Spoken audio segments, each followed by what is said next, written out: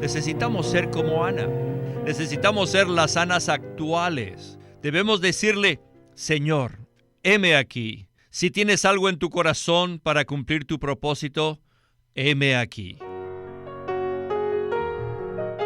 Bienvenidos al Estudio Vida de la Biblia, un programa radial compuesto de segmentos del ministerio hablado de Witness Lee, que se centra en el disfrute de la vida divina conforme a lo revelado en las Santas Escrituras. Los invitamos a que visiten nuestra página de internet, radiolsm.com, y allí podrán escuchar gratuitamente todos los programas radiales del Estudio Vida. radiolsm.com.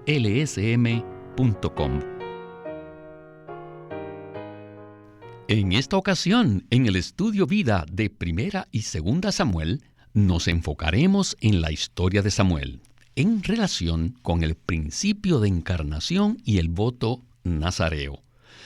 En los tiempos de Elí, el sacerdote del Antiguo Testamento, el sacerdocio estaba decayendo y había envejecido.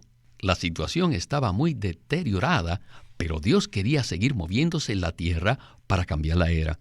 Sin embargo, en lugar de hacer algo milagroso desde los cielos, Dios hizo lo que siempre hace cuando desea avanzar en su mover y propósito en la tierra. Dios encontró personas que deseaban cooperar con Él y ser uno con Él. Encontró a una hermana débil y frágil que estaba sufriendo y que se llamaba Ana. La cooperación de Ana consistió en hacer una oración que igualó la necesidad y el deseo de Dios. A partir de esa oración, ella tuvo un hijo que se llamó Samuel, a quien Dios usó no solo para cambiar la era, sino finalmente para introducir a David y ayudar a traer a Cristo. En su mover, Dios siempre se limita a laborar en cooperación con el hombre. Pues bien, este es el enfoque en nuestro mensaje de hoy que hemos titulado La historia concerniente a Samuel, parte 1, su juventud.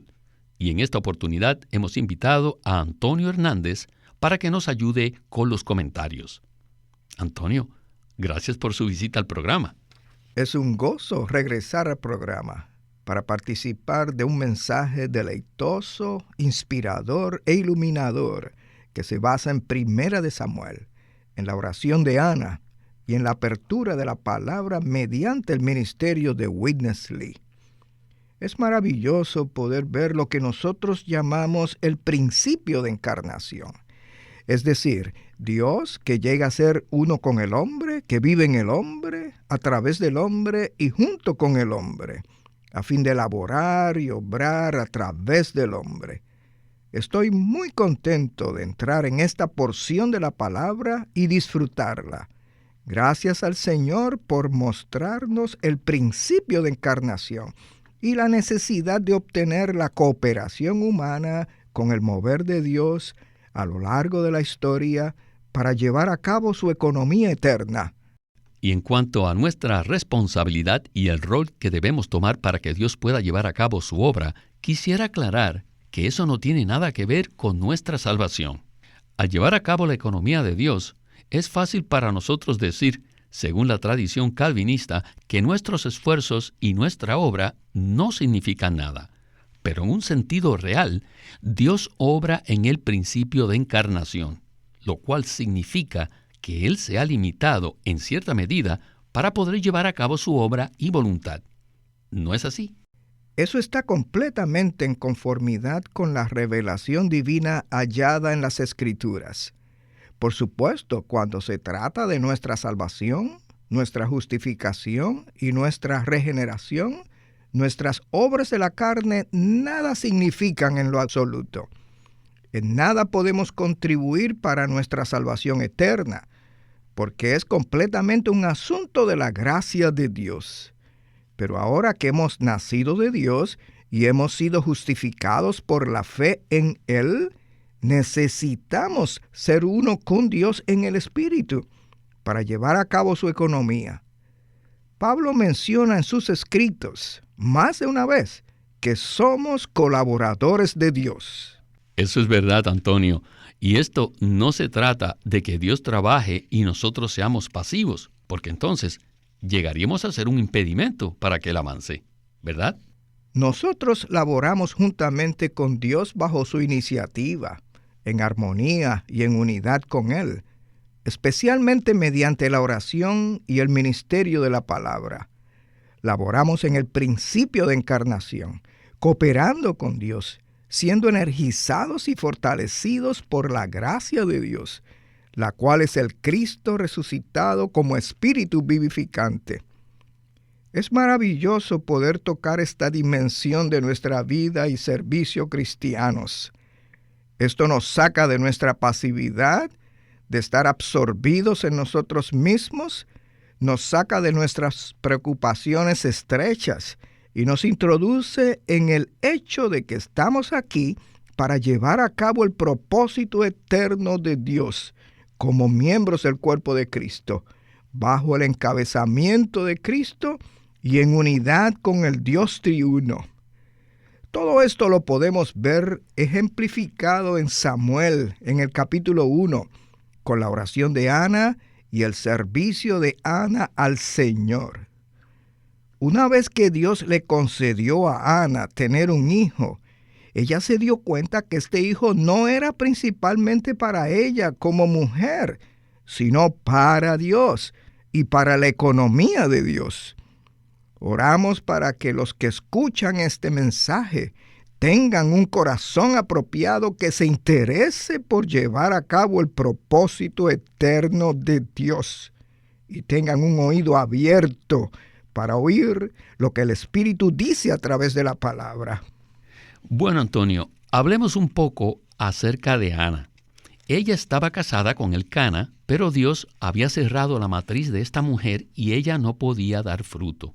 Por ese motivo, ella se sentía presionada y oprimida hasta el punto que decide ofrecer una oración a Dios en 1 Samuel 1, 10 al 11, donde dice: Ella, con amargura de alma, oró a Jehová y lloró mucho, e hizo voto diciendo: Oh Jehová de los ejércitos, si miras la aflicción de tu sierva, te acuerdas de mí y no te olvidas de tu sierva, sino que das a tu sierva un hijo varón, yo lo daré a Jehová por todos los días de su vida, y no pasará navaja sobre su cabeza.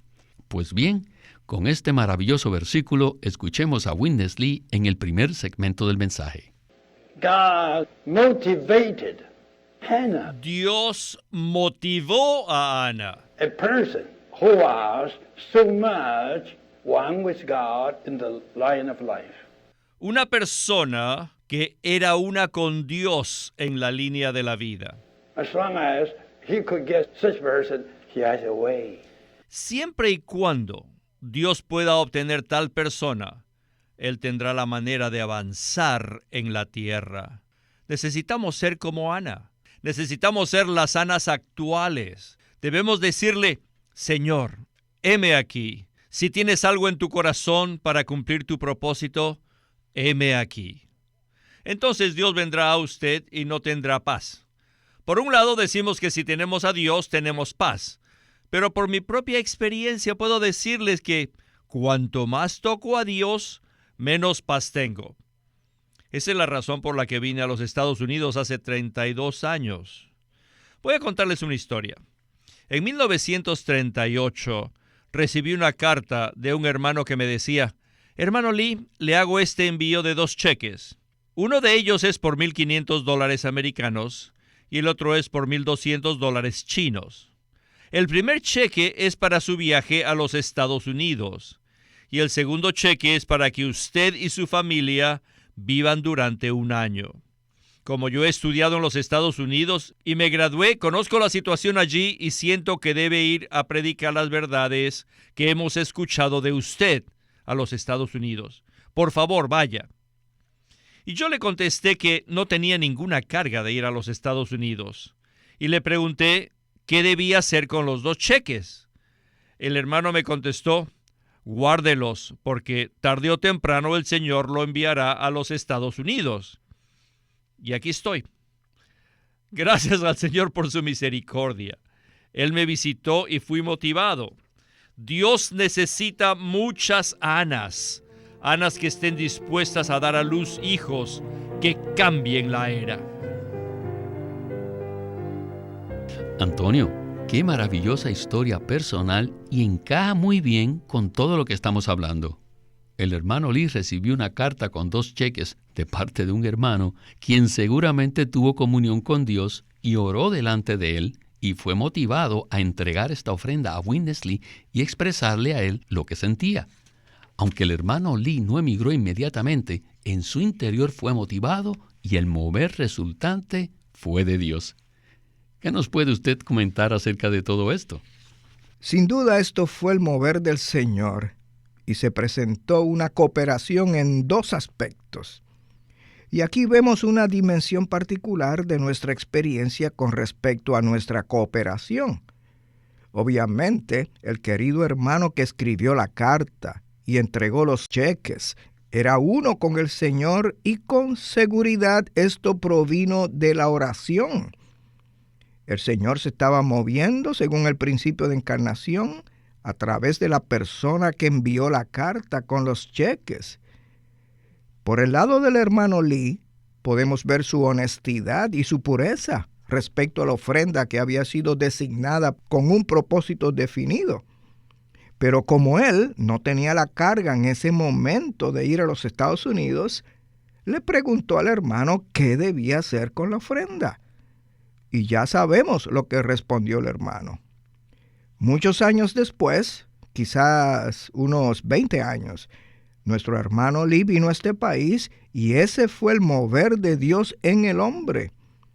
Aquí vemos la cooperación del que envió y también la del enviado. Aprecio algo que parece un punto pequeño, pero es muy significativo. Witness Lee dijo que los cristianos hablan acerca de la paz, porque la Biblia habla acerca del Dios de paz y de estar en paz con el Señor. No ignoramos esto de ninguna manera, pero si en nuestra experiencia somos uno con el Señor, no tendremos la paz de la pasividad, ni de hacer las cosas a nuestra manera, porque Dios se está moviendo, está operando en nuestro interior.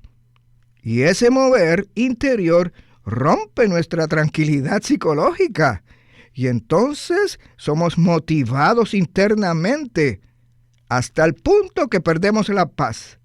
Nos incomoda, nos provoca y nos estimula. Y luego, cuando hacemos lo que Dios quiere, experimentamos una paz profunda. Amén, Antonio. Y esto sencillamente significa que Dios se mueve y actúa en nosotros según el principio de encarnación, ¿verdad? En la anécdota que acabamos de escuchar, podemos ver corporificado el principio del mover de Dios en el hombre, a través del hombre, con el hombre y según el principio de encarnación.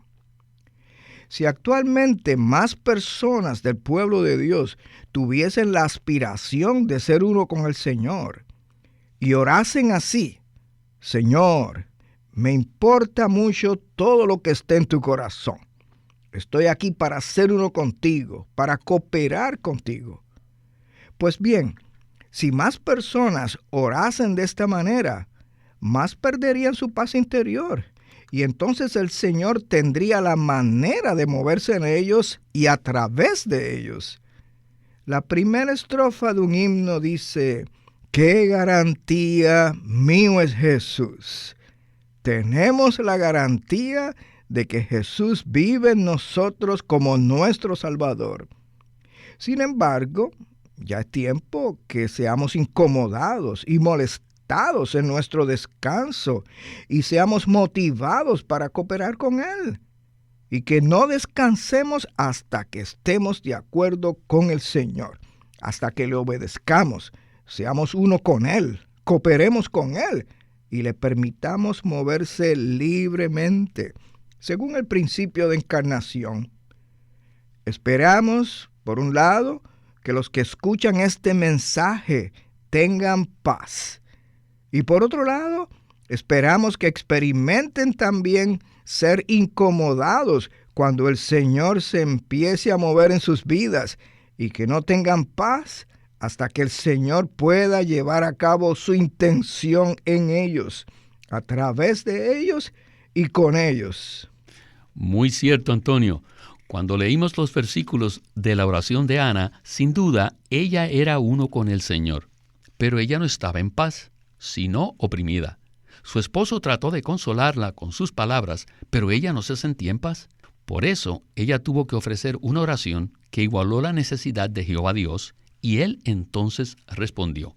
La parte final de la oración de Ana en 1 Samuel 11 dice, «Yo lo daré a Jehová por todos los días de su vida, y no pasará navaja sobre su cabeza». Estas palabras son una clara referencia al capítulo 6 de Números, donde se habla acerca del voto nazareo. En su corazón, Ana estaba proclamando este voto a nombre de ella y de su hijo que todavía no había nacido. En cuanto al voto del nazareo, en Números 6, 2 y 5, leemos lo siguiente. Cuando un hombre o una mujer haga un voto especial, el voto del nazareo, a fin de apartarse para Jehová, todos los días del voto de su nazareato no pasará navaja sobre su cabeza. Sin duda, Samuel era un nazareo, y hoy en día, en estos tiempos tan críticos, el Señor aún está buscando personas que sean nazareos, tal como Samuel. Escuchemos una vez más a Witness Lee y el estudio vida de 1 Samuel. Adelante. Después de hacer tal oración, una oración que hizo eco al corazón de Dios, era muy fácil para Dios hacer algo, porque la cooperación del hombre llega a ser la base sobre la cual Dios se puede mover. Este es el principio de encarnación. Dios deseaba salvar a la gente, pero había la necesidad de que hubiera un hombre. Entonces, el Dios triuno vino para ser tal hombre, y ese fue el inicio de la cooperación entre Dios y el hombre y Dios. El Dios que se mueve contestó la oración de la madre de Samuel en conformidad con su deseo y su intención para su mover entre sus escogidos. Esto fue en conformidad con el principio que Dios hizo de que necesita la cooperación del hombre para moverse en su economía. Dios contestó la oración de Ana con el fin de producir un nazareo. ¿Y qué es un nazareo? Un nazareo es una persona que tenía su cabello largo, indicando que él se sometía totalmente a Dios todo el tiempo y estaba encabezado por él. Esa era la razón por la que Ana oró a Dios y le dijo, Señor, si me das un hijo, no pasará navaja sobre su cabeza. Lo cual significa que ninguna mano humana vendría a tocar la posición de cabeza, a tocar la autoridad de Dios sobre él. Y segundo, los nazareos tampoco debían tomar vino. En la Biblia, beber vino significa disfrutar de los placeres mundanos. Los nazareos no beben vino, no disfrutan de los placeres del mundo y solo se someten a Dios como su cabeza, su autoridad. Y no tienen ningún interés de disfrutar los placeres del mundo. En esto consiste ser un nazareo. Samuel nació para ser una persona así. Incluso antes de nacer, fue consagrado por su madre para ser un nazareo. Samuel trajo una nueva era. Él cambió la era. Antonio, hablemos un poco acerca del voto del nazareo y lo que significa ser un nazareo. ¿Será que esa era una manifestación del Antiguo Testamento según lo que Dios hacía en ese momento? ¿O será que el voto nazareo tiene una aplicación más amplia y universal hoy en día?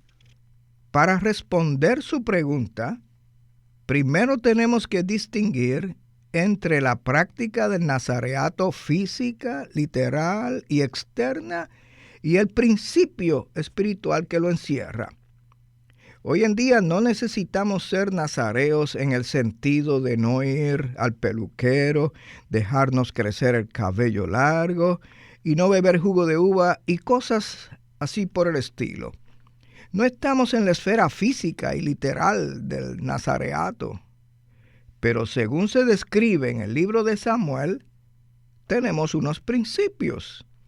Dios necesita cierta clase de personas que sean devotas y santificadas por completo a Él. Aquellas que permanecen bajo su autoridad, que disfrutan a Dios y que por ende no disfrutan los placeres de este mundo. Mediante esta clase de personas, el Señor puede obrar de manera maravillosa para cambiar la era. La era de los reyes en el Antiguo Testamento fue introducida por un nazareo, por Samuel. La era del Nuevo Testamento fue introducida por otro nazareo, Juan el Bautista.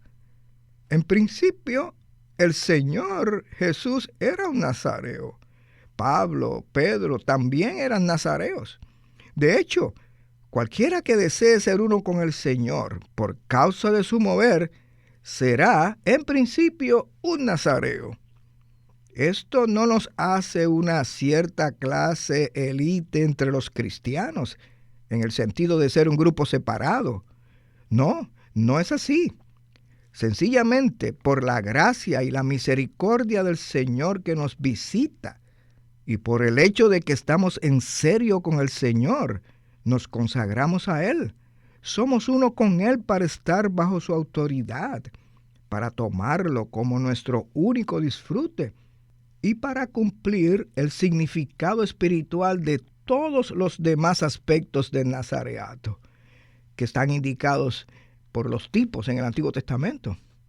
De esta manera, el Señor podrá obtener más Samueles hoy en día. Gracias, Antonio. Entonces, ¿podríamos afirmar que el estudio vida de la Biblia está alineado con esta necesidad de Dios? Así es. De hecho, la meta del estudio vida no es meramente abrir la palabra de Dios y que podamos tocar la vida en la palabra. La meta del estudio vida consiste en hacer esto, para que la palabra y la luz operen en nosotros de manera dinámica y nos motiven a ser uno con el Señor, para consagrarnos al Señor, para que Él tenga un vaso humano que coopera con Él. Esta es la carga principal en este mensaje. El Señor está hablando, el Señor nos está llamando y nos está mostrando su necesidad de obtener algunos nazareos que cooperen con Él según el principio de encarnación, a fin de que Él pueda regresar y establecer su reino de manera manifiesta en la tierra. Ana cooperó con el Señor. Su hijo Samuel lo consagró al Señor y fue un nazareo. Y cuando él llegó a una edad adulta, llevó la vida de un nazareo, cooperando plenamente con el Señor.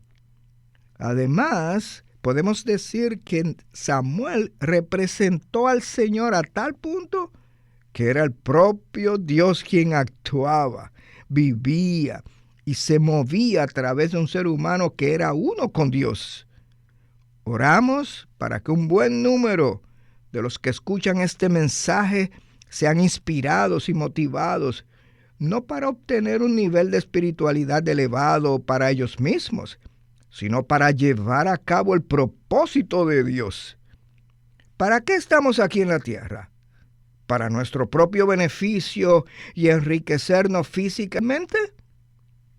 Estamos aquí en la tierra para llevar a cabo el propósito eterno de Dios, según el principio de encarnación, cooperando con Él, como los nazareos espirituales en la actualidad. Esta es la esencia de la carga de este mensaje, que el Señor obtenga la cooperación que Él necesita de su pueblo. Tengo que dar un fuerte amén a lo que usted nos acaba de compartir, y le agradecemos al Señor por transmitirnos esta carga tan crucial para el cumplimiento de su propósito eterno. Gloria al Señor por este privilegio que tenemos de ser los nazareos espirituales que cooperamos con Dios en la actualidad. ¡Aleluya! Y a usted, Antonio, le agradecemos sus valiosos comentarios en el estudio Vida de la Biblia con Witness Lee. Gracias por invitarme, Víctor. Ha sido un privilegio estar aquí. Este es Víctor Molina haciendo la voz de Chris Wilde, Antonio Hernández la de Ron Kangas y Walter Ortiz la de Witness Lee.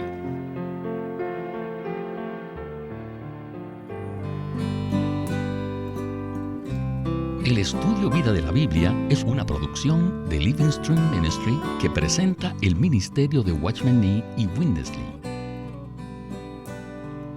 Watchman Nee llegó a ser cristiano en la China continental en 1920, a los 17 años de edad, y ese mismo año comenzó a producir sus primeros escritos.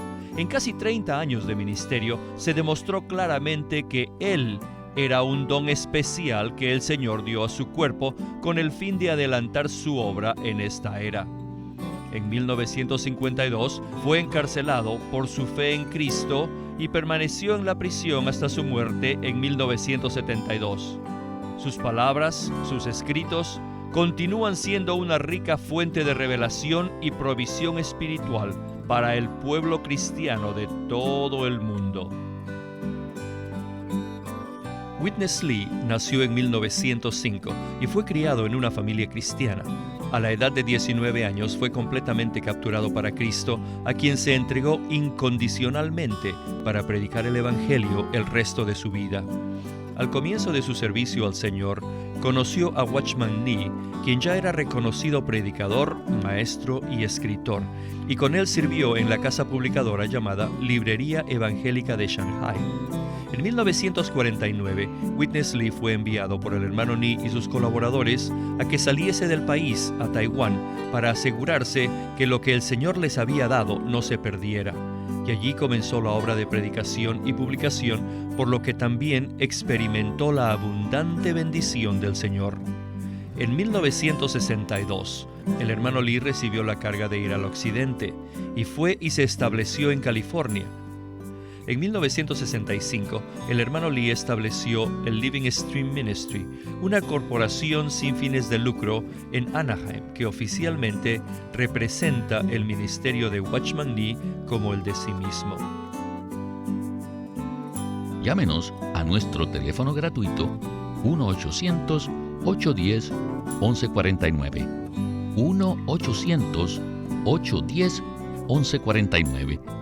Además, si desean, pueden comunicarse con nosotros enviándonos un correo electrónico a estudiovida@lsm.org.